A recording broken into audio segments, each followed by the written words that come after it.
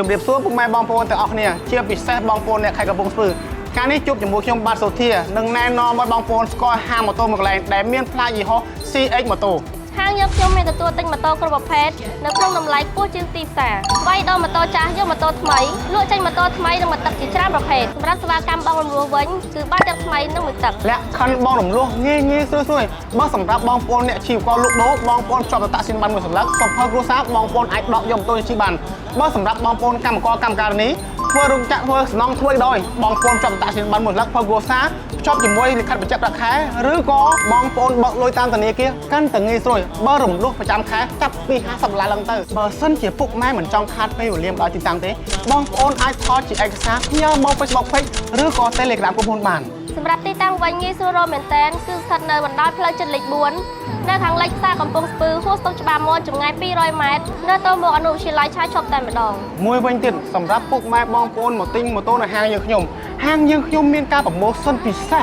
ថែមជូនកាដូជាច្រើនមុខព័ត៌មានលម្អិតសូមពុកម៉ែបងប្អូនទាំងអស់គ្នាទំនាក់ទំនងតាមលេខទូរស័ព្ទនៅខាងលើ